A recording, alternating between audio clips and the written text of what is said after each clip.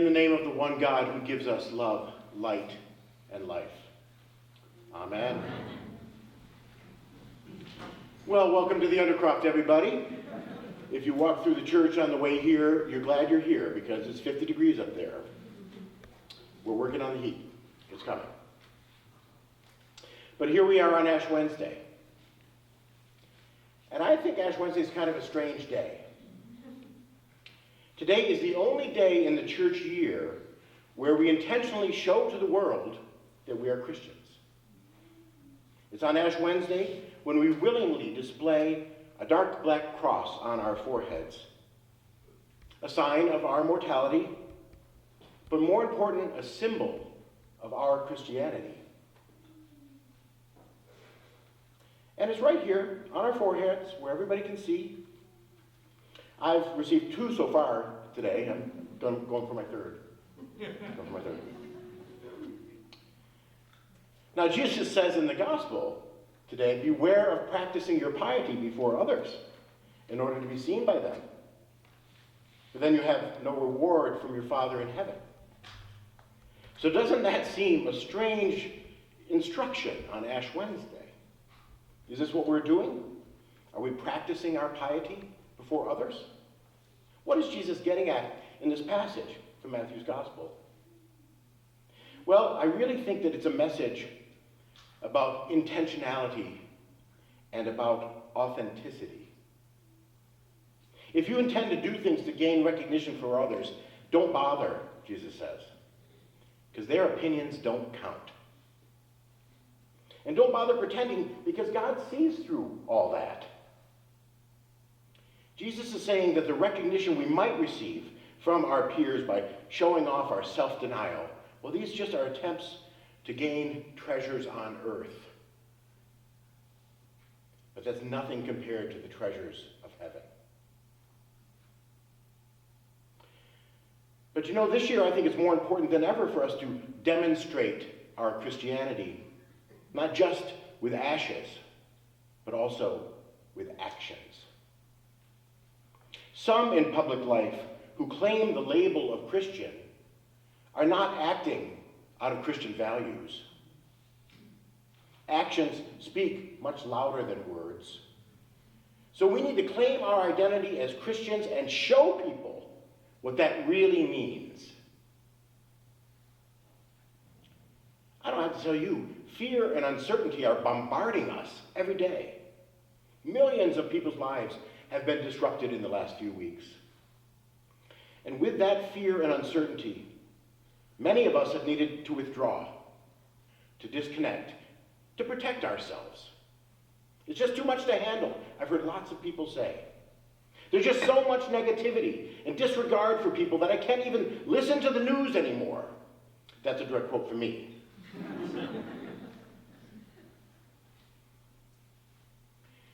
My friends, I think Lent is a time to change all that. I know I'm not alone in feeling like I'm sick of playing defense. I want to get on offense. Because being a Christian means acting as Christ did, out of mercy, compassion, and justice. Now, someone at the noon service said they wanted to say Alleluia there. So you can say Amen, Amen, if you're agreeing with anything that I have to say. Often in Lent, we are encouraged to give something up, and that is a good practice. But I want to suggest rather this year in particular that it's a time, in this time of chaos that we are living through, I think in this time where we seem to have little control over so much that's going on around us, I think for this Lent, it might be better to take something on. And that's the message we should take to heart as we begin this season of Lent. Lent is a time for action. But what does that look like in this crazy time? Well, first, I think we have to always start a good, hard look at ourselves. Look inside. The truth is, the only thing we really have any control over in our lives is our own behavior. We're just fooling ourselves if we think that we can control anything else. Now, we can talk ourselves until we're blue in the face trying to persuade others to change. But the only people we have any really influence over are ourselves. And our actions will do more to influence the people around us than anything else.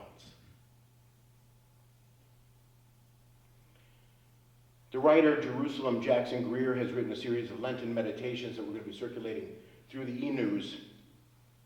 And she focuses on this passage from the letter to the Hebrews. It says, "Let us consider how to provoke one another to love and good deeds, not neglecting to meet together, as is the habit of some, but encouraging one another." So I want to encourage you to adopt a practice of compassion and mercy. Not only for those that you encounter along the way, but also for yourself. Because we need to care for ourselves in these troubling times. With so much uncertainty around us, we do need to provoke one another to love and good deeds. Now, Bishop Marianne Edgar Buddy has famously pleaded for compassion and mercy from our political leaders. But I think that we need to embrace that call too. Compassion and mercy are not signs of weakness. They are signs of courage and of hope. And we can show compassion and mercy every day. In almost any situation, a compassionate response can be treasured. Now, I know it's not easy to do this. Believe me, I know. But there is a reward for provoking love and good deeds. As Jesus says, God sees in secret what you are up to. And if you're spreading mercy and compassion rather than anger and fear, God will reward you. Rather than fan the flames of discontent and chaos, stoke the fires of justice with loving acts and kind words. Jesus tells us if we follow our heart, then we will be led to treasures that we can't imagine, treasures that have staying power. When we take steps to be more merciful and compassionate, we gain almost immediately a feeling of peace, and sometimes even a feeling of joy, which is truly a heavenly reward. When we reach out to someone that we have hurt and ask for forgiveness, we will immediately feel a lift, a lightness that we didn't have before. And when we react to a conflict with understanding and grace, we will receive a sense of peace, of serenity that we all desperately need. This treasure is a reward that can have immediate and life-giving action for us. So in these 6 weeks of Lent, act with compassion, lead with mercy. It's a time when we feel helpless in the face of cold-hearted behavior. That's when we need to do what we can to generate some heat. Now, the only way to thaw cold hearts is by generating the heat of love and mercy. I'll say that one again. The only way to thaw cold hearts is by generating the heat of love and mercy. Let this Lent be for you a season of positivity and of love. And that will help you face whatever is ahead, because we don't know. We don't know. And we won't know.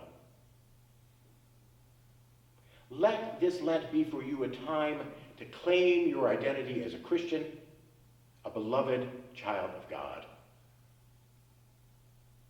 And remember, I love that last line in the gospel reading today. Just remember this as you go along this week. Where your treasure is, there your heart will be also. Trust your heart.